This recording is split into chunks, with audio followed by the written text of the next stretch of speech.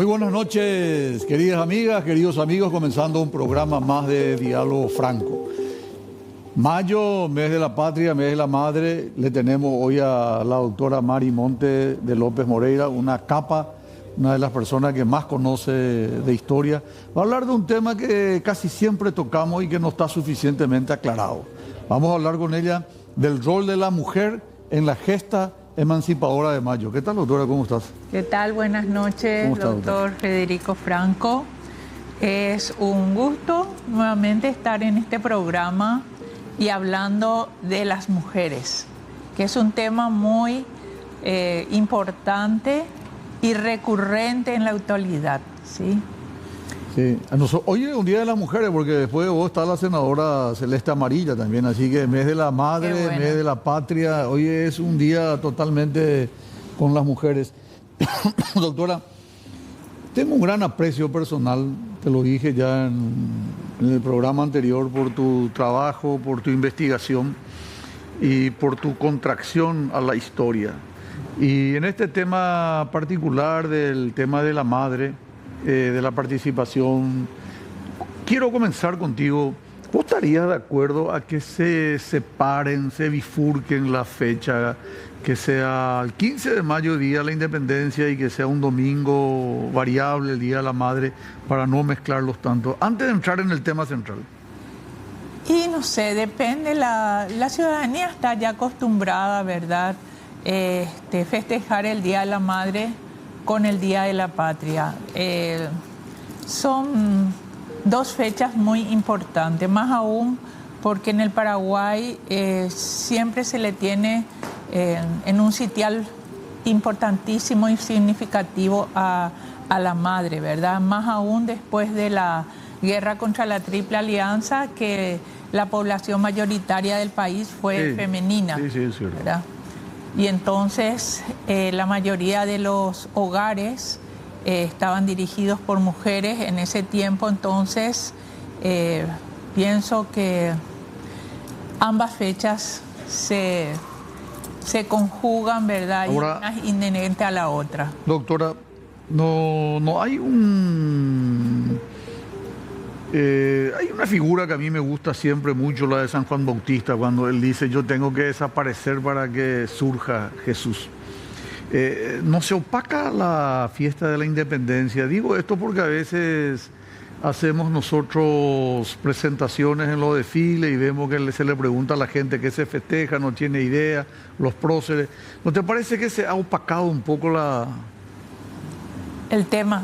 La independencia. Sí, la independencia. Pasó a un segundo plano porque el Día de la Madre se volvió muy comercial. Sí, y aparte de eso, el tema de la independencia, esto ocurrió, ¿verdad?, con las constantes reformas educativas, en donde el tema de la materia de historia fue perdiendo horas de estudio, ¿sí? Yo estuve en varias reformas, pero en la producción de textos, más que nada, ¿verdad? Y tratamos con el equipo que trabajaba de exaltar un poco la historia nacional, ¿verdad?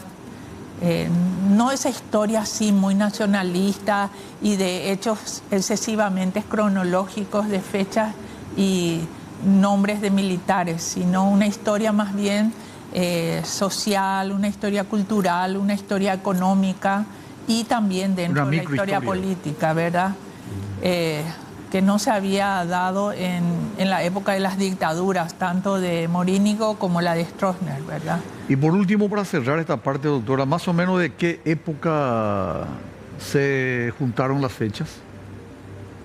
Y fue en el siglo XX, sí. Hacia 1965 se pidió un dictamen del Instituto Paraguayo de Investigaciones Históricas, que fue la base de la Academia Paraguaya de la Historia, y varios historiadores, ¿verdad?, convinieron en que las fechas serían el 14 y 15 de mayo, porque eso ocurrió. Mi opinión personal es que a mí me gustaría que el Día de la Madre sea solamente mamá. Y el Día de la Patria sea solamente Día de la Patria y honrar a la patria realmente. Claro. con actos, con conocimiento. Como se hace en otros países, ¿verdad? Claro, en todos los países. Sí, y como festejamos el Día del Padre, que es el... Que es otro domingo, el tercer domingo de junio. El tercer domingo de junio. Correcto. Doctora, todos en esa historia oficial que nos impusieron durante la época de la dictadura chronista, aprendimos que se hace la independencia del Paraguay y que Juana Lara tuvo un rol protagónico. Vamos a hablar de Juana Lara enseguida. Tu análisis, tu estudio con respecto a la participación de la mujer, una mujer en la cultura de 1811, 1810, 1809, ¿cómo era el rol de las mujeres en esa época? Sí, la mujer en toda la historia, ¿verdad?, de la colonia, bueno, nosotros, tanto el Paraguay como las demás colonias españolas, estaban sujetas a las leyes hispanas, las leyes de Castilla, las leyes que se impusieron aquí, y más aún con la recopilación de leyes de 1680 y estas leyes que fueron ratificadas por la nueva recopilación de 1805, en donde la mujer tenía un papel secundario. En muchas localidades españolas y americanas, ¿verdad?, se trasplantó ese sistema en toda América colonial y por ende en el Paraguay. La mujer no tenía derechos, estaba totalmente carente de ellos y aparte, ¿verdad?, estaba siempre supeditada a la voluntad del varón. Ella no podía hacer absolutamente nada, siendo hija supeditada a la voluntad del padre, esposa a la del marido, y si era soltera, ¿verdad?, a la voluntad del hijo mayor. Entonces, del hijo mayor o del hermano mayor. Entonces, las decisiones a nivel público no las podía tomar jamás. Ella no intervenía en ninguna de estas cuestiones y tenía lo que hoy diríamos una condición de menor. No nos olvidemos que los derechos civiles de la mujer recién se alcanzaron en 1953 y los derechos políticos por la ley 705 del 5 de julio de 1961 recién. Las mujeres pudimos votar recién en 1963. Eso es cierto. ¿Verdad? Fue el último país en América del Sur en obtener los derechos políticos. Y, por supuesto, en la época colonial no tenían estos derechos.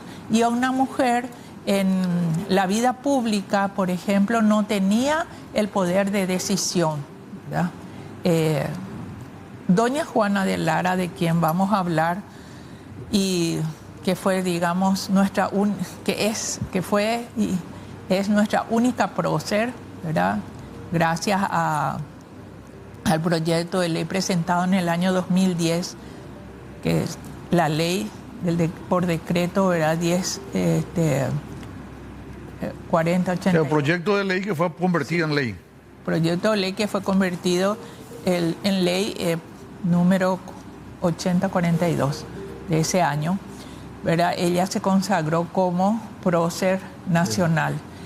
Ahora, no fue, digamos, una participación muy notable como tuvieron los hombres. ¿Por qué?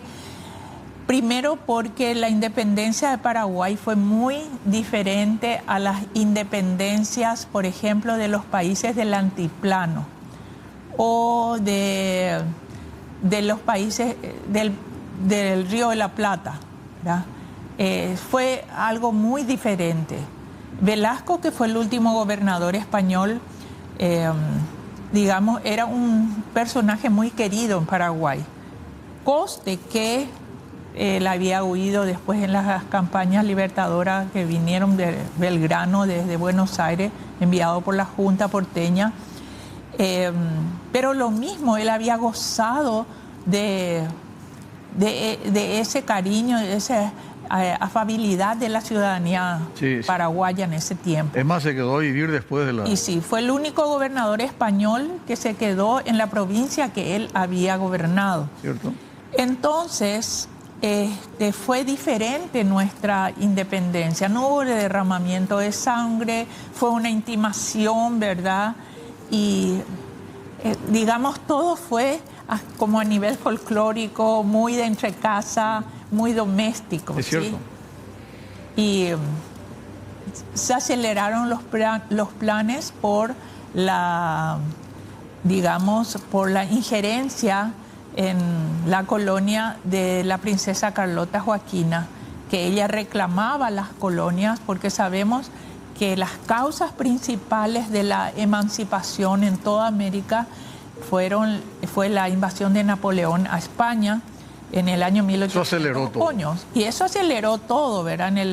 En 1808 se forma una junta en Sevilla y es colocado el hermano de Napoleón, José Bonaparte, ¿verdad?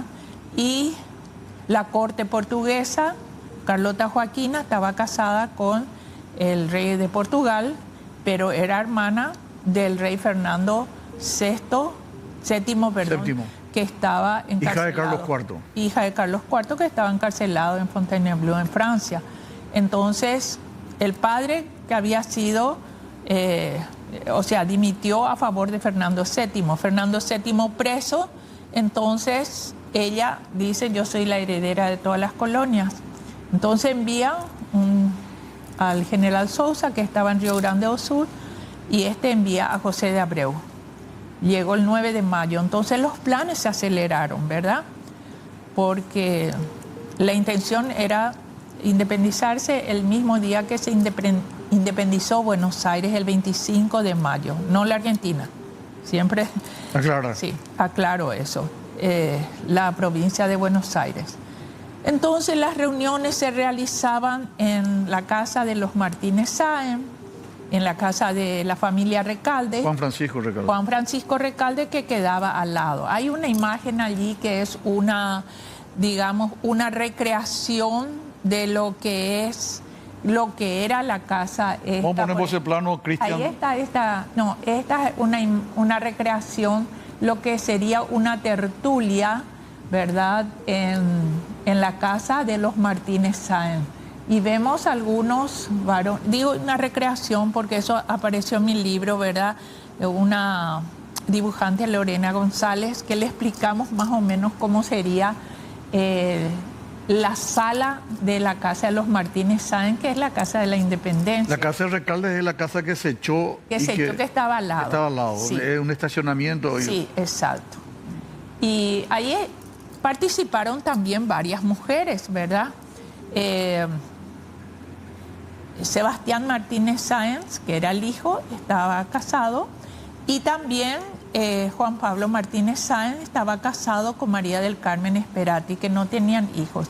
Y ella le había traído a sus hermanas, porque eso era común, ellos vivían en San Juan Bautista, y había venido Josefa Facunda, que se anovió con Fulgencio Yegros, y sus otras hermanas, que eran Hermenegilda, ¿verdad? Una de las hermanas, y Mónica. Y ellas, ¿verdad?, participaban de las reuniones, y también para disimular que no era, digamos, unas reuniones conspiratorias, participaban generalmente las novias o las esposas de los conspiradores. Digo esto porque antes de nuestra independencia hubo 5 connatos revolucionarios, ¿sí? Primero en Concepción, que fue en septiembre de 1810, y que fue descubierta esa conspiración por el gobernador Velasco a consecuencia de una confesión que hizo uno de los conspiradores a un sacerdote, y el sacerdote contó al juez de paz, y viceversa. Ya se supo la noticia en Asunción, en septiembre. Luego fue en noviembre en Asunción. Luego en diciembre fue en Itá, se iban a levantar. Luego fue en febrero en Yaguarón, que también fue descubierta. Y en abril de 1811 se estaba preparando pero esta iba a ser una revolución armada dirigida por Pedro Nolasco Domecq. Y una de las afrodescendientes que era esclava, sirviendo, ¿verdad?, no en la Casa de la Independencia. Junto a su hermano, creo que era. Sí, no. Le había comentado a un mulato que era violinista que siempre estaba en las reuniones. Ajá. Ella se llamaba Petrona San Francisco y el violinista contó de lo que se iba a hacer. Entonces Pedro Nolasco Domecq y todo el grupo fue llevado al Fuerte Borbón. Entonces, en base a todas estos connatos pre-independencia, se reunían en la casa de los Martínez Sáenz, pero para disimular hacían reuniones, digamos, más bien sociales que políticas. ¿Sí? Claro, o sea, la forma de disimular. Ya que tocaste el tema de la familia Recalde, yo tengo una duda. La Casa de la Independencia Real, no es nuestro tema, pero por ahí no el corte. La Casa de la Independencia Real, donde se reunían, entonces habría sido la casa de la familia Recalde, porque ahí tiene lógica la comunicación con el callejón histórico. Claro, sí. Así es, ¿verdad? Así es. Porque si no, si hubiera sido en la Casa de la Independencia actual, prácticamente no se hubiera utilizado el callejón.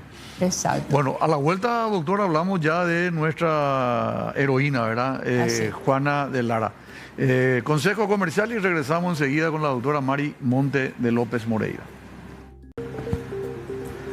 Bueno, estamos de vuelta con la doctora Mari Monte. Doctora, vamos a hablar de nuestra heroína. Ya hablamos de la mujer, el ambiente, Juana Lara. ¿Cuál es el rol que tuvo ella para poder merecer el trato de heroína que fue aprobada en el 2010 en el Congreso, como decía recién? Sí.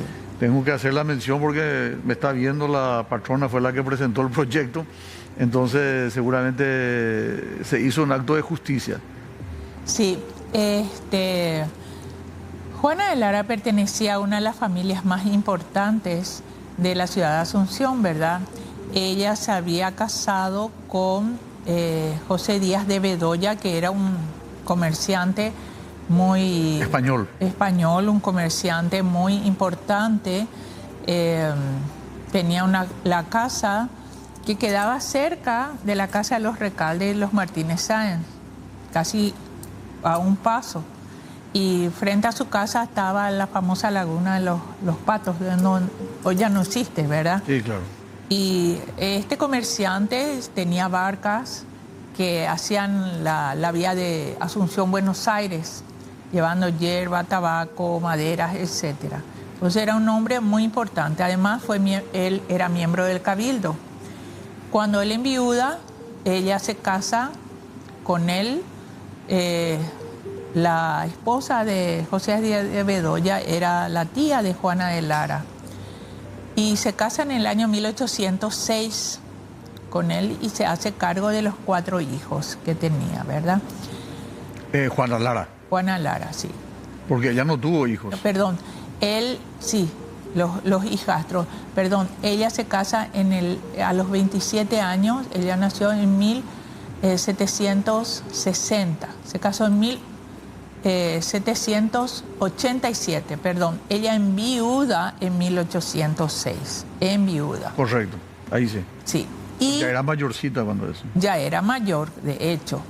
Se casó a los 27 años cuando ya era una edad también muy mayor de casamiento de las mujeres, que generalmente antes de los 20 todas contraían nupcias. Sí. Bueno, el hecho es que ella siguió siendo una mujer muy reputada en la sociedad. Además, ella era mayordoma de la Cofradía de San Francisco y del Santísimo Sacramento de la Catedral.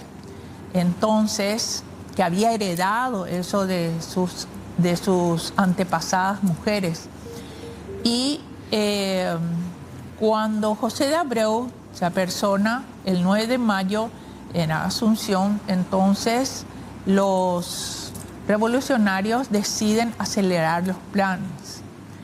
Ahora, ¿cómo se iba? Eso se resolvió rápidamente, ¿verdad? Porque Abreu había llegado acá y Velasco estaba un poco dubitativo, pero tenía como intenciones de de agregar Paraguay al Reino de Brasil en ese momento.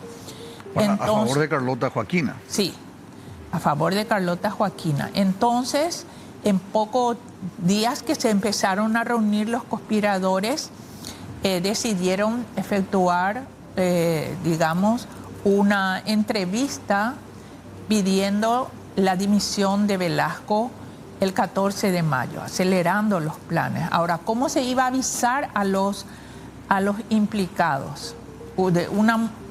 Se pensaba de una mujer que no podría despertar sospechas. Porque ella constantemente iba a la misa. Y otra cosa... Ella era ciudadana española. No, ella era paraguaya. Pero estaba casada con un español. Con un español. Pero lo interesante es que en esa época los hombres asistían a la par que las mujeres a las misas. Tanto a las misas vespertinas como las matutinas tempranas. Entonces... en la tarde del 14 de mayo ella se va a la iglesia de la Merced para dar el santo y seña a los conspiradores, diciendo que esa noche se iba a efectuar la intimación a Velasco. Y ella empezó a dar este santo y seña que era independencia o muerte.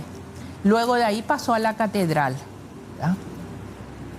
Y los que se reunían en la casa de los Recalde y en la casa de los Martínez Sáenz decidieron acompañar a los militares, especialmente Caballero, que había quedado, Pedro Juan Caballero, que había quedado como encargado en ausencia de Fulgencio Yegros. Claro. ¿Sí? Entonces, ¿cómo sabemos toda esta historia que no es un simple constructo? Porque mucha gente dice que fue una construcción muy ideal de lo que pasó. En el año 1892, Juan Manuel Sosa Escalada, el hijo, el nieto de el nieto ya es. Pedro Escalada, que fue maestro.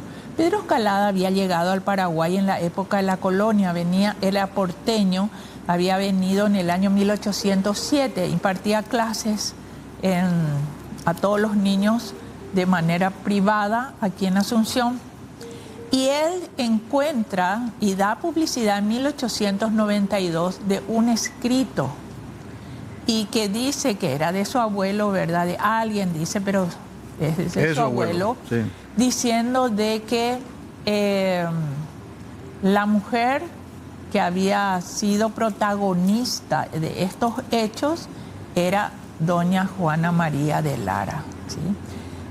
Además, ella estaba muy bien conceptuada en la sociedad, pertenecía a una familia muy importante. Su padre, don Carlos de Lara, había venido a mediados del siglo XVIII y fue una persona muy influyente tanto en la política como en el comercio, ¿verdad? Sí, tuvo varios hijos. El hermano de Juana María de Lara, también llamado Carlos de Lara, fue un revolucionario de la independencia altoperuana, ¿verdad? Fue un doctor en leyes. Entonces, ella era una mujer muy bien conceptuada y nadie iba a sospechar. Correcto. Y eso es lo que dice Sosa Escalada en el escrito que encontró de su abuelo. Sería una fuente primaria en este caso, porque él fue testigo. Fue testigo ocular, ¿verdad? Y él describe tal cual como él vivió. Y también, por ejemplo, Somellera, que era el secretario de gobierno. Pedro Somellera. Pedro Somellera, que era porteño, secretario del gobierno. Él atestigua que doña Juana de Lara muy gentilmente había prestado una silla de manos. Eran esas sillas que... Para transportar. Que llevaban 4 personas para transportar para el sacerdote que era tío de Juana de Lara. Fernando Caballero. Fernando Caballero y Añasco. ¿Por qué se eligió? Eran todos parientes, porque él también era pariente de Pedro Juan, era pariente de Gaspar Rodríguez. Claro, ella era tía de los Iturbe, ¿verdad? Y esta revolución, bien decir, doctora, fue una revolución de familia. Una revolución... entre familia. No, lo que pasa es que la sociedad paraguaya de esa época era una sociedad endogámica. Sí, totalmente. Totalmente, ¿verdad? Todos eran prácticamente parientes. Sí, sí. y se conocían. Entonces todos. le llevaron al fray Fernando Caballero La silla de mano para encontrarse primero en la casa de los Martínez Sáenz y luego pasar a la intimación de Velasco. Ahora, un carruaje con caballos, ¿verdad?, hace ruido. Claro, llamaba la atención. Y va a llamar la atención. No nos olvidemos que la casa de los gobernadores quedaba donde hoy está frente al... La plaza. En la plaza frente al Cabildo, ¿verdad? Sí. Entonces, que lastimosamente fue demolida, siempre esa fue que fue demolida por el gobierno de Eduardo Scher en 1913. Pero por una ley presentada por claro. José II de Kut. Claro. José II de Kut presentó la ley, entonces cumplió la ley Scher. Bueno, pero se demolió esa casa. Se demolió, Esa es una casa que hubiera servido de, sí, seguro, de museo. Seguro. Bueno, ahí estaba Velasco, ¿verdad? Y entonces quedaba muy cerca todo. Claro, pero era muy notorio. Sí, y llevarle a Fray Caballero, ¿verdad? Fernando Caballero y Añasco en la silla de mano no iba, por supuesto, a hacer ruido ni llamar la atención. Eso lo dice Somellera, y que ella conocía todos los tejes y manejes que estaba ocurriendo entre los conspiradores, ¿verdad? Ahí viene una pregunta. Sí. Esa presentación del ramo de flores, que según la narrativa, la historia, yo no voy a spoilearte, me gustaría que vos respondas. Esa historia que nos cuenta que Juana de Lara fue la que llevó, acercó el ramo de flores, ¿qué grado de verosimilitud tiene esa afirmación? Esa es una construcción imaginaria. Sí, mi colega, ¿verdad?, Ana Barreto, ella descubrió, digamos, entre sus investigaciones muy interesantes acerca de una maestra que en el año 1937 quiso presentar una escenografía acerca de la independencia. Ah, de ahí viene. Y entonces representa a doña Juana de Lara, ¿verdad?, llevando un ramo de flores el 15 de mayo a los revolucionarios. Además no fue la bandera inicial de Paraguay, es la tercera bandera. Piensa que eran jazmines, rosas y azucenas. Sí. Pero el doctor Rivarola, ¿verdad?, decía de que las azucenas crecen en septiembre, en primavera, nunca en mayo. Entonces... Sí. Era poco probable. Era poco probable que esas azucenas azules estuviesen en el ramo. Correcto. Importante aclarar porque ese es un mito que está muy difundido dentro de la... Es un mito histórico, ¿verdad? Y muchos historiadores infelizmente se prestaron. Se prestaron a eso. Pero, por ejemplo, historiadores de lustre jamás tocaron ese tema, claro. Por ejemplo, como Cardoso o Carlos R. Centurión, que hablan también de Juana de Lara, pero no mencionan para nada el ramo de flores. No, totalmente. Y me parece muy bien y te agradezco que lo haya dicho vos porque tiene mucho más valor, doctora, que sea vos una mujer, una historiadora seria que la que haga esa aseveración. Me gustaría después de este corte saber si hubieron otras mujeres que participaron en la gesta emancipadora de mayo. Sí. Unos consejos comerciales y regresamos luego con la doctora Mari Monte de López Moreira. Bueno, doctora, la parte final ya, qué interesante. Siempre digo que alguna vez tenemos que filmar lo que ocurre o las conversaciones en el corte. ¿Qué otras mujeres recordadas, doctora Mari Monte, que tuvieron una activa participación para la independencia del Paraguay y que son literalmente desconocidas? Sí, yo creo que la mayoría de las esposas o novias de los conspiradores estuvieron de alguna u otra forma involucradas. Por ejemplo, Josefa Antonia Coene era hija de un famoso militar que había peleado en las invasiones inglesas. Ella, no podemos saber, pero de seguro que habrá participado, por lo menos en su casa, Y después ya con su esposo, a pesar de que era muy niña, tenía 15 años cuando se casó con Fernando de la Mora. Pero Fernando y Rafael fueron soldados voluntarios en la guerra contra los ingleses. Claro. De lo que es actualmente Morascue Limpio, San José de los Campos Limpios del Tapuá. Exacto. Después Juana Mayor, que fue, por ejemplo, esposa de Pedro Juan Caballero, ¿verdad? Después, esta chica de Acosta, que fue esposa de Juan Francisco Recalde. Sí. Sí, Rosa Catalina Acosta. Rosa Catalina Acosta, exacto. Josefa Facunda Sperati, que vivía con su hermana María del Carmen Sperati de Martínez Sáenz. Estaba casada con uno de los Martínez Sáenz. Sí, ella era novia de Fulgencio Yegro en mayo, pero fue ya esposa de Fulgencio Yegro en noviembre de 1811. Ahí en tu libro veo que ella hace una declaración. Sí. Ella tenía capacidad de escribir, porque normalmente las mujeres no leían ni escribían en esa época. Pero ella, está el documento que posiblemente no lo haya escrito. Nota. Ella, ¿verdad? Yo tengo la nota. Muy lindo, vale la pena leer eso. Que a mí me encanta esta nota que ella escribe en 1812, ya, ¿verdad? Cuando los portugueses habían invadido el fuerte Borbón. Sí, y en una parte dice, mi censo no me permite ir al campo de batalla, ¿verdad?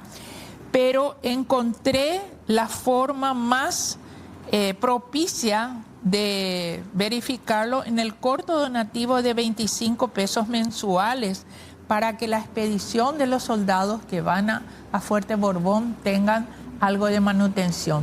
Pero lo más simpático es que dice ella más abajo, y doy orden al ministro tesorero general de la Real Hacienda, don José de Elizalde, descuente del sueldo de mi esposo los 25 pesos de este mes presente, agosto, y también los meses venideros para que se inviertan en beneficio de aquellos hijos del Paraguay que guardan nuestra frontera. Pero firma como presidenta.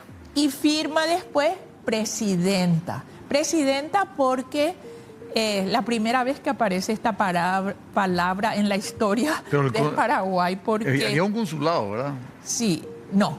Él era presidente de la Junta Superior Gubernativa. Ah, antes del consulado fue. Antes del consulado, sí. El consulado termina en el 13. La nota es del 12. Ahora, Josefa Facunda Sperati tuvo una actuación muy interesante también ya en el periodo franquista, ¿verdad? Y ella se recluyó después de la muerte de Yegro, se recluyó en la estancia de los Yegros en Santa Bárbara, en Cucó, y le escribe a su hijo al final del periodo de Francia, ya le dice a su hijo de que su tío, Antonio Tomás Yegro, está en discusión no manumitar a los esclavos y que ella tenía, digamos, por cierto, de que el lema de la revolución era dar libertad a todos los paraguayos. Y ella le escribe una carta a Rómulo José de Yegro, que era su hijo que vivía en Asunción, que más tarde fue el edecán de Mariscal López cuando fue a Europa. Ahora, lo más importante para mí, que yo pienso que es el primer documento escrito por una mujer, aunque sea una carta privada, en donde se refiere a la manumisión de esclavos. ¿Sí? Qué bueno. Me pediste que te haga acordar de Benítez. Sí, Francisca Benítez fue la esposa de Mauricio José Troche. Mauricio José Troche. Y Mauricio, la mayoría de los... Curuguateños. Él era curuguateño. La mayoría de los que fueron fusilados por orden de Francia después de la conspiración del 20, todos eran por traición a la patria, ¿verdad? Pero Troche, que había estado encarcelado ya desde el 20, le fusilan el 30 de marzo de 1840, un poquito antes de morir Francia, ¿verdad? Francia muere en septiembre. Pero la causa no era traición a la patria, sino porque él había comprado un terreno que hoy vendría a ser la Asociación Cristiana de Jóvenes, que está sobre la calle Herrera. Esa era la casa de Troche. y había comprado, y parece ser que la última cuota él no había abonado. Entonces, por eso dice Francia que le encarceló y después le fusila. Pero, ¿sabe lo que hizo? Eso no está en ningún lado. ¿Dónde conseguiste esa información? Bueno, esa información la conseguí hacia el año 1980, cuando investigaba con el doctor Rafael Eladio Velázquez. Para nuestra sorpresa encontramos eso en la Curia Metropolitana, el fusilamiento de Troche. Mauricio José Troche. Sí, y la causa era por deuda impaga. Pero lo que hizo después Francia fue haber pagado al dueño de la propiedad y le entregó a doña Francisca Benítez, ¿verdad? Para que viva tranquilamente ya en la casa. Y ella rompe el documento y dice, no, yo no voy a aceptar. Qué lindo gesto. Yo no voy a aceptar lo que el dictador me envía. Prefiero vivir bajo un árbol antes que vivir en la casa por la cual fue. José Troche fue el que le permitió la independencia, porque si él no se prestaba, claro, pero Juan Caballero no hubiera podido hacer la independencia. Exacto. Vino con los curuguateños. Sí, 34 curuguateños. Sí. Y encima no recibieron el sueldo que se les había prometido. Muchísimas primicias nos diste, doctora. Gracias por estos minutos para con Diálogo Franco. Muy amable, doctora. Cuando guste, y también a la amable audiencia. Queda un tema pendiente con Francia. Tenemos que hablar después de Francia. ¿Cómo no? Hay que hablar de Francia. Nosotros nos vamos, regresamos a la vuelta con la senadora Celeste Amarilla. Vamos a hablar de estas máquinas de votación, cuál es la situación, qué es lo que está ocurriendo, se va a llevar adelante, quiénes son los que ganarían la licitación y ¿está asegurada la soberanía electoral del Paraguay en estas condiciones? A la vuelta de la pausa con la senadora Celeste Amarilla. Sí, estamos al aire, doctora. Bueno, estamos de vuelta aquí en Diálogo Franco con la senadora Celeste Amarilla. Estamos hablando de temas del Congreso. Muy interesante, entre paréntesis. Están queriendo cambiar los símbolos de la bandera. Ahora le están queriendo traer a Madame Lynch al Panteón de los Héroes. En fin, temas que tienen su público a favor, su público en contra, pero como no es nuestro tema, no vamos a abordar. Hoy. Senadora, tuvieron reunión los senadores y diputados de toda la bancada de oposición manifestando punto de vista contrario respecto a las máquinas de votación que van a ser implementadas. ¿Por qué motivo? ¿Cuáles son las dudas que tienen ustedes respecto a este proceso, senadora? Bueno, voy a explicar. Dudas hay miles y yo soy de las que dudo de la tecnología, de las máquinas, de las urnas, de todo lo que hay. Yo prefiero el papelito que pueda tocar, pero ese ya es un tema discutido, perdido por el momento. Pasó, y aún me culpa acá, no solamente mío, sino en nombre de la oposición, que nos movimos tarde, nos enteramos tarde. Allá esta historia de la mayoría, esa atropelladora que tenemos, la verdad que nos está avasallando, incluso anímicamente. Entonces, de repente cayó un día este señor Luis Benítez, que Federico te has de acordar, él ya era informático para las elecciones de la INO Filisola por ahí. Él ya trabajaba 98. Ahí. Sí, en esa casa hermosa sobre Mariscal López, arriba estaban los de informática, él era uno de esos muchachos. Bueno, entonces cae él con una listita de cosas que no tienen las máquinas. Entonces esto se hizo medio público en las redes, en los grupos liberales de oposición. Le citamos los senadores de la oposición y nos explicó. La verdad que es súper técnico, ni dos cosas no te puedo repetir, pero obviamente tengo todo acá. Se tratan con medidas de ciberseguridad de las máquinas, de seguridad y de ciberseguridad. Bueno, por ejemplo, y el que se entiende bien es que vos a las 6 de la mañana, cuando los miembros de mesa van y abren la máquina, la máquina te pueda informar que anoche se tocó, o que se tocó hace un mes, o que se tocó hace 3 días, o que se tocó hace 1 hora. Eso, por ejemplo, entendimos bien y es súper importante. Y varias cosas más. Entonces, tomamos la decisión, esto fue el día martes, víspera del feriado 14, fue el martes 13, y dijimos, bueno, pues esto es urgente, si los sobres se abren el jueves, pasado mañana. Entonces, ahí mismo redactamos una nota pidiéndole al TSJE que, de ser posible, se cancele de vuelta la apertura de sobres y se adende el pliego de bases con estas cosas. ¿Cómo para qué? Como para que después, cuando perdemos, el que pierde sale y dice, me hicieron trampa, no sé qué, y ahí se arma el quilombo que se pretende invalidar todo el proceso. Y finalmente el TSJ es el que queda mal porque el que perdió dice, me robaron, me hicieron trampa, estas máquinas no servían. Y después ya es tarde. Entonces dijimos, bueno, como medida preventiva, vamos a pedir que esto esté en el pliego de bases y que se compre la máquina con esto. Le hicimos una nota, le mandamos y la respuesta del tribunal no se hizo esperar. Y paralelamente le pedimos que nos reciban hoy. Que nos reciban lunes al mediodía. A las 2 de la tarde era. A las 13 fue. Ok, le pedimos eso paralelamente. También ahí nos enteramos, yo me fui a hablar con los diputados, a la Cámara de Diputados, estaban sesionando ese martes. Les dije, vamos juntos, etcétera. Ok, el viernes, antes ni de que hablemos con ellos, saca el Tribunal Superior un comunicado bastante argel.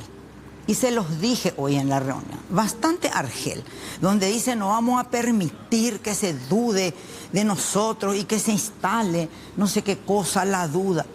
O sea, ¿y por qué no tenemos derecho a dudar? Pues esto no es una familia, esto no es el segundo curso del colegio, esto es la vida política, el futuro del país y la soberanía del voto. Totalmente. Todos tenemos que dudar de todos. ¿Y qué dijo la autoridad? Y bueno, finalmente Bogarín pidió disculpas, que realmente el tenor no fue el apropiado, pidió disculpas a raíz de mi reclamo verdaderamente, porque me pareció un desatino. Ayer le escuché en el programa de Vargas Peña, a Mauro, a Fonestrever, a Duarte, ¿verdad? Y Vargas Peña, que está bastante cartista, ¿verdad? Comenzó como loco con nosotros, ¿verdad? Los opositores que quieren instalar en su estilo, ¿verdad? Pero terminó diciéndole a Mauro y a Fonestrever, pero ¿y por qué entonces no le responden eso a los senadores? O sea, tanta lógica que hasta Vargas Peña se da cuenta. Ellos decían que las máquinas tienen todo lo que pedimos. Y bueno, que nos muestren. Y si es cierto y estamos pidiendo una pavada y nos callamos, ¿verdad? Y si no es cierto y no hay una intención de traer unas máquinas ya cargadas, de traer una máquina tocada, de comprar una máquina que le va a hacer ganar nomás a los colorados, si no hay esa intención, que partimos de la base que no hay, partimos de la base que la intención no es enchufarnos unas elecciones. Vale. Claro. Entonces, de ser así, ¿cuál es el problema? Que incluyan lo que le pedimos. ¿Y hay tiempo para eso, senadora? Claro que hay tiempo. 30 días sería. ¿Y 30 días qué es para la democracia? ¿Qué es 30 días para el proceso de elección? Primero de los intendentes, luego de la presidencia, senadores y diputados. Hay dos preguntas clave. La propiedad intelectual, el software, el programa, ¿va a ser propiedad del Estado paraguayo o va a seguir siendo de una empresa extranjera? Aparentemente va a ser propiedad del Estado paraguayo. ¿Por qué te digo aparentemente? Porque ya declaré que yo no manejo este tema. Pero esto es lo que dicen, que aparentemente va a ser nuestro. Eso que aparece en los medios de que sería aparentemente una licitación que está direccionada hacia José Alberto Alderete, ¿también tiene algún sesgo de verosimilitud de esa información? Bueno, hablan de Alderete, hablan de otra empresa vinculada al hermano del presidente, hablan de otra empresa está vinculada a Bueno, pero hoy, Federico, atendé bien lo que te iba a decir. Hoy para mí, hoy que se está por abrirlo sobre el jueves, es el mal menor.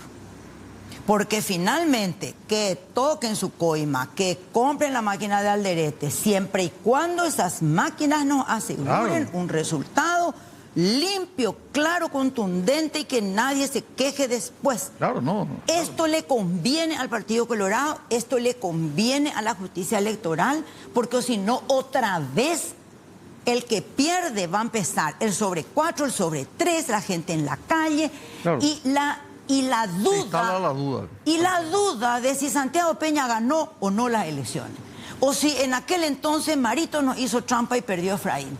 Va a seguir la duda. Esto le conviene a ellos.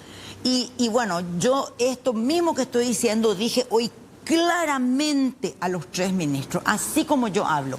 Le dije, yo prefiero armar quilombo ya ahora, antes de las elecciones, y no después porque perdimos. Ya es tarde. Deslegitimar el proceso y el trabajo de ustedes, claro. Y para nosotros ya es tarde. Correcto. Y otra cosa más te digo, ellos tienen que entender que ellos están ahí por los partidos políticos. Totalmente. Esto hay que decirlo. No es que ellos tienen que ser siempre ecuánimes y estar todos en coincidencia y no sé qué cuánto. No, el señor Rosell representa al Partido Liberal. Esto es legal y legítimo, porque cuando se hizo la justicia electoral se resolvió que sea un cuerpo de 3 que se autocontrolen y representen en ese entonces a los principales partidos. Uno al Colorado, otro al Liberal y otro era... La segunda minoría. En ese entonces la segunda minoría.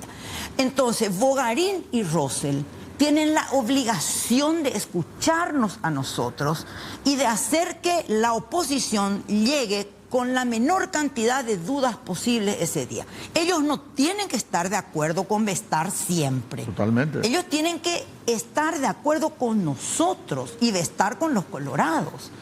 Sí, no, sobre todo cuando las cosas no están claras, ellos debieran de ser un equilibrio. Sí, senadora, te planteo un corte. Y a la vuelta, de vuelta en diálogo franco, senadora, le vamos a saludar al licenciado Miguel Ángel Gaspar. Miguel Ángel, buenas noches, licenciado, ¿cómo estás? ¿Se cortó? Bueno, ojalá que podamos conseguir la comunicación con el licenciado. Senadora, hay una serie de situaciones que tienen que ser aclaradas dentro del tema de la justicia electoral y los partidos. ¿Está? Miguel Ángel Gaspar, licenciado, buenas noches. ¿Cómo están? Buenas noches, placer saludarlo, señora senadora, don Franco, ¿cómo están ustedes? Bien, bien, licenciado, muchas gracias por estos minutos. Con esa capacidad de síntesis que te caracteriza, licenciado, el tema de las máquinas de votación, tu opinión, tu sentimiento, tu experiencia con respecto a cómo se llevó adelante el proceso. Bueno, voy a aprovechar que está la senadora Amarilla allí y la verticalidad siempre de sus comentarios para hacer unas apreciaciones en el mismo tenor, ¿no? Cada vez que nuestra clase política va a tomar decisiones en cuanto a tecnología, no sé si rezar, agarrarme la cabeza o buscar un Valium, porque estamos empantanándonos cada vez más en decisiones totalmente desacertadas y lastimosamente con consultas a gente que no sabe nada del tema. Estoy de acuerdo en que son 30 días para la democracia, pero también hay que reconocer que estas decisiones tienen varias elecciones de atraso. Quiero nomás recordarles que estas máquinas de votación, porque no son urnas, ya venían mal desde su adquisición y en las elecciones anteriores, primero por la estupidez de la misma gente del TSJE de declarar que son inhackeables. Eso no lo hace ni siquiera un alumno repitente de ciberseguridad en Namibia. Nada es inhackeable. Hoy mucho menos con todas las herramientas que tenemos. Pero situémonos en esa época, una declaración totalmente ridícula. Nunca dejaron que nosotros, los profesionales, los técnicos, los especialistas, auditáramos el sistema. Nunca. La auditoría que presentaron, la presentaron con gente de afuera y a la hora de la verdad tuvieron que reconocer, fue el propio Mauro, que el 97% del software que auditaron es el que estaba cargado en las máquinas de votación y había un 3% de diferencia. Otra vez, cualquier estudiante básico de auditoría sabe que si vas a hacer una auditoría y hacer una certificación, es sobre el 100%, en una realidad del 100% y no en un 3% que al final no fue ese 3% el que se cargó en las máquinas de votación para el día de la votación. Entonces, cuando tenemos esta falta de transparencia, cuando estamos en la prensa y nos confrontan y nos juran y nos dicen, cuando usted quiera le vamos a responder y escribís, usted puede entrar ahora a la página de transparencia, de información pública, busca a Miguel Gaspar y va a ver que todos los pedidos que hicimos al TSJE para conocer detalles técnicos de las máquinas de votación nunca fueron respondidos. Entonces, ante esta situación, digan lo que digan, por lo menos para mí ya no tienen credibilidad. Digan lo que digan, expliquen lo que expliquen. Ellos primero creen que son la última Coca-Cola del desierto, toman algunas medidas y explicaciones con muchísima soberbia, cuando su trabajo sería explicar y permitir que todos podamos tener explicaciones serias, como por ejemplo, ¿recuerdan ustedes que un día amanecimos y éramos todos colorados? Y fue tan burda la gestión de esa base de datos que se descubrió que la persona en el Partido Colorado que estaba manipulando la base de datos, que era del TSJE, tuvo una filtración mirando porno, porque salía el canal de porno en la captura de pantalla de las filtraciones. A ese nivel llegamos y nunca se hizo nada y no fueron capaces de pedir ayuda. No le pidieron ayuda a la Policía de Delitos Cibernéticos, no le pidieron ayuda a la Fiscalía, no aceptaron nuestra ayuda. El resultado, hasta hoy la ciudadanía no sabe por qué un día de la noche a la mañana fuimos todos colorados. Esa es la situación del TSJE. Licenciado Gaspar, te hace una pregunta y después me gustaría que la senadora también te haga, porque tiene otra pregunta para vos. Nos gustaría que con una claridad nos responda y sobre todo con la brevedad. Estas máquinas dijiste que son hackeables. Nosotros, así como estamos hoy en el Paraguay, ¿podemos confiar que las elecciones próximas que se van a hacer, las elecciones municipales, reflejen 100% la voluntad popular o se puede escamotear la voluntad popular? Yo estoy conciso. Yo fui la persona que presentó la única denuncia ante la Policía de Delitos Cibernéticos por las filtraciones de datos que hubo en el país. Yo, un civil, porque estuve tratando de ayudar y colaborar y hablando con los ciberdelincuentes para mediar en la situación y me sentí totalmente desprotegido, descuidado y que no se tomaron las medidas adecuadas. Después de mi denuncia, el MITIC fue a hacer una denuncia. Eso le da la pauta de en qué situación estamos. Lo que yo creo es que la única forma de asegurar la transparencia en las elecciones es siendo transparentes en el manejo, la implementación y la parte técnica de estos equipos, porque en el fondo son vulgares, comunes y corrientes computadoras. Sí, la senadora Celeste Amarilla te va a saludar, por favor, Miguel Gaspar. Señora senadora. Licenciado, me consta que usted estuvo en varios medios explicando esto. La verdad que a todos le digo, a mí no me convence la tecnología. Mi teléfono ha sido escuchado, mi teléfono ha sido hackeado, mis tarjetas de crédito se usaron por el mundo 1000 veces, que el banco me llama y me dice su tarjeta se usó acá, allá. Una vez fue en un avión de la TAM, yo estaba en Asunción y en un avión alguien estaba comprando algo con mi tarjeta. Yo no confío en ninguna máquina, yo creo que todo es hackeable. De hecho que hoy decían eso los ministros, en realidad que ellos, sobre todo Rosel y Guarín, hoy nos han dicho que no era hackeable. Ahí quiero hacer un paréntesis antes de preguntarle, diciendo que esta es la oportunidad que tienen, sobre todo el ministro Rosel, que tiene una enorme trayectoria dentro de del TSJE y goza de buena credibilidad. Es una buena oportunidad que nos escuche y que nos quite de dudas. Esto lo dijimos hoy y nos plantearon que mañana a las 13 horas podemos enviar a los técnicos que querramos a que los técnicos de ellos revisen punto por punto las cosas que nosotros presentamos en esa nota y nos expliquen si está o no está en las especificaciones. En el pliego. En el pliego de base, en las especificaciones técnicas del pliego. Si están todas, ok, nos quedamos callados y más que tranquilos. Si no están todas, entonces nosotros necesitamos que se adende ese llamado. Usted estaría, licenciado, acá Federico me está diciendo que es de su confianza, de hecho que varios en Paraguay le conocen.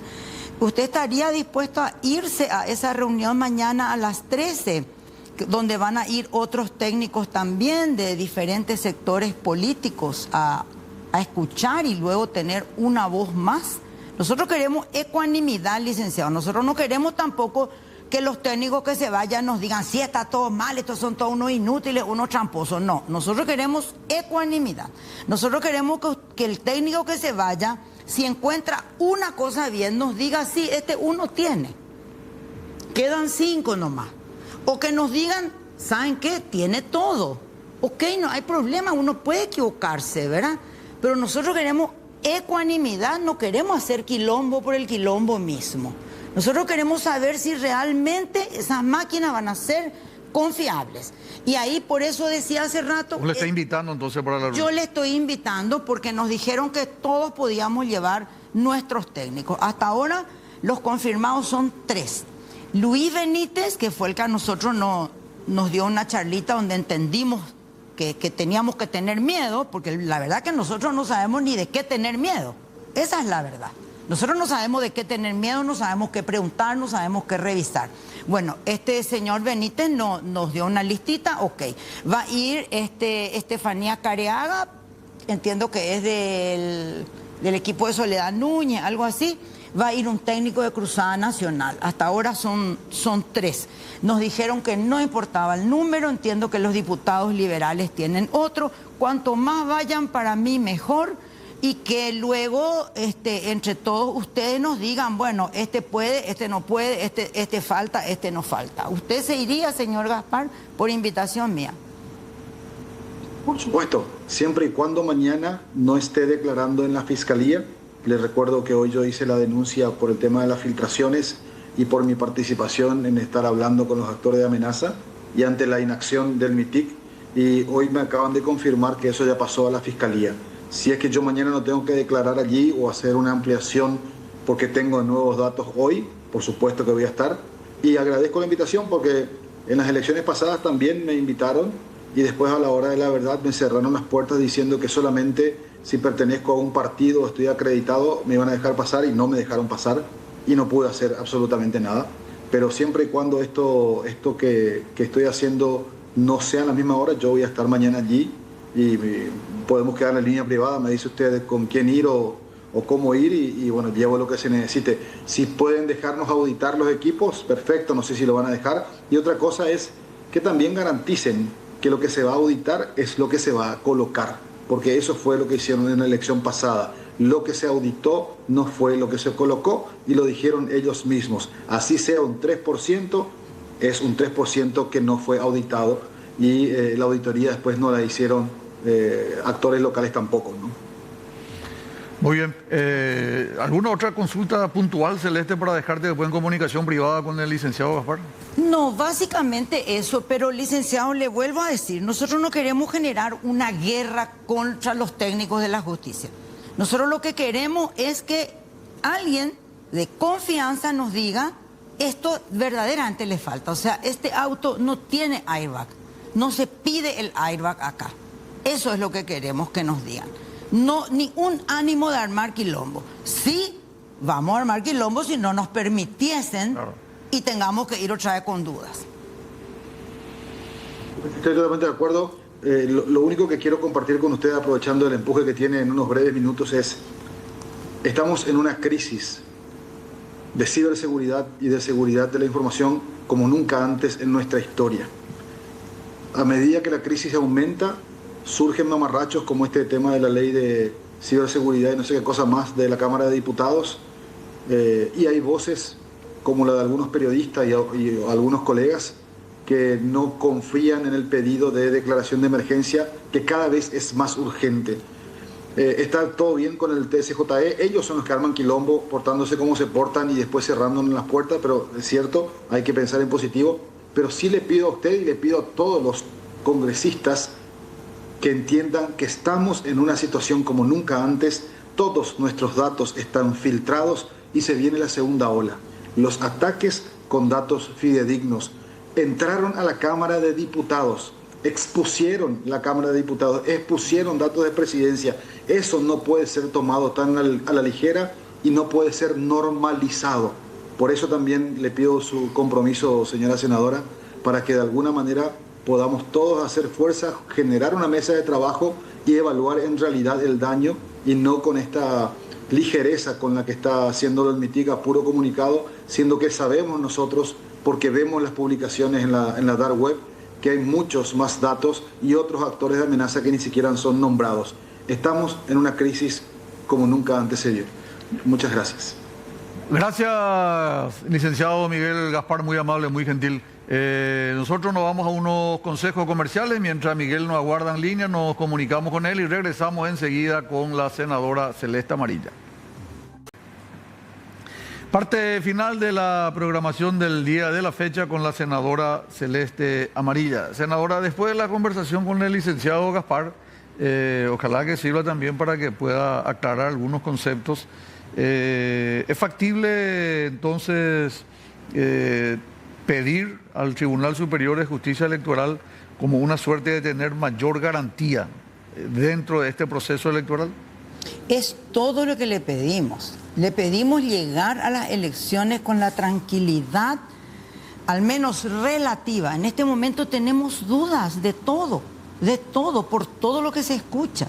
Y tuvimos buena respuesta, porque ellos dicen que mañana le van a explicar a nuestros técnicos que si se tienen que quedar 20 horas le van a explicar hasta que entienda todo el mundo qué tiene y qué le falta. Y tampoco les vi tan cerrados sobre la posibilidad de parar y hacer lo que haya que hacer. No les vi tan cerrados, si bien dijeron que ya no era tiempo, que ya son 30 días, pero ahí todos le dijimos, 30 días no es nada, porque finalmente los que se juegan su cabeza somos nosotros. Y hoy nosotros, los parlamentarios, los dirigentes partidarios, hoy tenemos que velar por los derechos de esas personas que están para ser intendentes, concejales. O sea, ¿quién les va a defender a ellos después? Nosotros tenemos que tomar ya este tema pensando en ellos. Para eso están los partidos políticos. Y nuestro partido, débil como está, bueno, ahí agarramos ahora Esta es una posición de los parlamentarios, senadores y diputados. ¿Y el partido propiamente hablando? Y la verdad que yo no hablé con Fleitas, le voy a llamar mañana a que nos acompañe en esto, ¿verdad? Pero esto ya lo vamos a tomar nosotros hasta el final, ¿verdad? Porque vuelvo a decirte, nosotros somos los que se juegan su cabeza y no se juegan los ministros. Ellos no son electos por votos, nosotros sí. Claro. Y bueno, y hay otros cambios que hay que hacer. Se habló del control biométrico, hablamos de que se haga el escrutinio manual de los cargos unipersonales, hablamos de muchas otras cosas y les encontramos ciertamente abiertos, conversables, ¿verdad? Hay cosas que se pueden hacer por ley, hay cosas que no. Y una cosa de la que no se habló, que estábamos hablando en el corte, es, por ejemplo, del cargo de von Streeber. Von Streeber es colorado. A von Streeber le hemos visto en fotos haciendo lista 1. O sea, ¿cómo pretenden que no tengamos miedo? ¿Cómo pretenden que no tengamos dudas? Lo mismo pasaría si en el cargo de von Streeber está, Celeste Amarilla. O si en el cargo de von Streeber está, no sé, Rodrigo Blanco. Pero claro que no les va a gustar. Van a decir, pues esta es liberal, esta va a hacer lo posible para que gane su partido. O sea, nosotros tenemos razón y derecho para dudar. ¿Y qué planteas, por ejemplo, ahí? Yo planteo que el cargo de von Streeber no tiene que ser más de von Streeber. Que él quede en una segunda línea, no hay problema, se le agradece su servicio, que decidan qué hacer con él. Pero él no goza de nuestra confianza. Y ese es un cargo que bien podría ser licitado, concursado, que se presenten técnicos, informáticos, incluso me iría más lejos. Chequeemos que no tengan ninguna afiliación política, que se investiguen sus antecedentes, a ver si tuvo algún cargo público, a ver si estuvo en un cargo electivo, a ver si no es el hijo de Federico, si no es el yerno de Celeste, que se investigue y que sea una persona profesional, ecuánime y que no le importe que gane fulano y mengano, que sea casi una extensión de una máquina que trabaje por la transparencia. Von Streeber no puede gozar de nuestra confianza. Entiendo que el tipo sabe mucho del tema, pero sabe mucho del tema porque también habrá hecho 200.000 cursos y viajes con plata del Estado también. No habrá sabido tanto cuando entró. Primero. Y segundo, es colorado. Sencillo. Y nada contra los colorados. Yo no estoy diciendo que los colorados no tienen derecho a trabajar o a capacitarse o a ocupar cargos. De hecho, ocupan más de la cuenta, ¿verdad?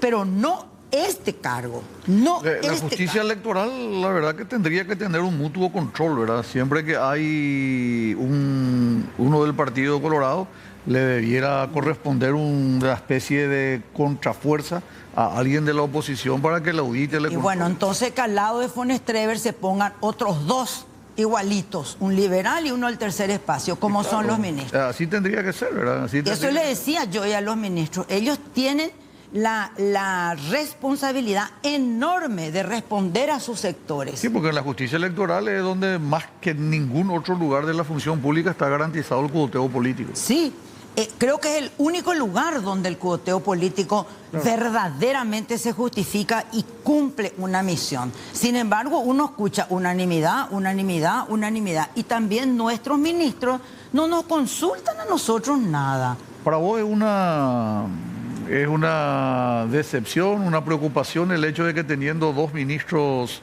opositores no haya mayor conversación con los actores de la oposición.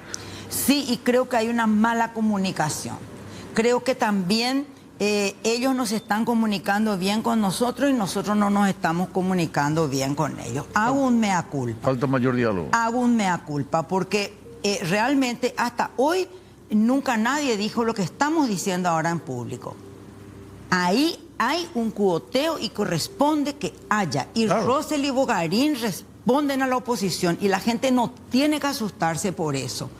Creo que acá claramente la gente tiene que saber eso y en ese sentido nuestros ministros, así como Vestar, tiene que hablar con el Partido Colorado. Claro. Ellos tienen que hablar con nosotros en el sentido de, a ver, ¿qué dicen? No, Vestar le responde al Partido Colorado. Vestar yo creo que le responde, no pues le van a dejar que estén haciendo lo que le vienen ganas. Yo creo que ellos tendrían que venir a nosotros a decirnos, bueno, vamos a comprar esta máquina o esta máquina, ¿qué les parece si hacemos el escrutinio acá, allá? ¿Qué les parece si hacemos boletín blanco, rosado, ventilador de techo? Ellos tienen que estar en permanente contacto con sus sectores, como está de estar con el Partido Colorado. Yo endoso esa posición. Hablamos de la concertación, nadie ni vino a preguntarnos, ya perdimos, chao concertación. Y lejos de apoyarnos... La utilización del padrón nacional en la concertación. Sí. Solamente queda alianza. Y nosotros ni siquiera hablamos con Rosell y con Bogarín de eso. Directamente ya perdimos. Después, no sé cuántas cosas ya perdimos, ¿verdad? Porque la mayoría colorada ahora nos arrasa, ¿verdad? Ahora quieren cambiar los plazos de inscripción, una serie de cosas, ¿verdad? Y nosotros ahí votando como podemos, ¿verdad? Votando como podemos y perdiendo. Creo que llegó el momento que la ciudadanía sepa que ahí hay un cuoteo legal y además legítimo para salvaguardar justamente el sagrado derecho de votar a sus autoridades. Claro. Y ellos tienen que respondernos a nosotros. Senadora, algo que no te haya preguntado y que quieras compartir finalmente para cerrar en esta última parte.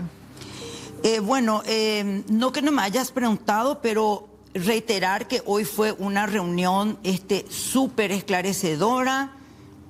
Salimos de ahí con esperanzas de que realmente se dé el espíritu que se ha tenido cuando se creó el Tribunal Superior de Justicia Electoral y que 30 días no es nada. Muy bien. Senadora, muchas gracias. Nosotros nos vamos, regresamos, si Dios permite, el próximo lunes con más Diálogo Franco. Gracias a la audiencia por la preferencia. Diálogo Franco fue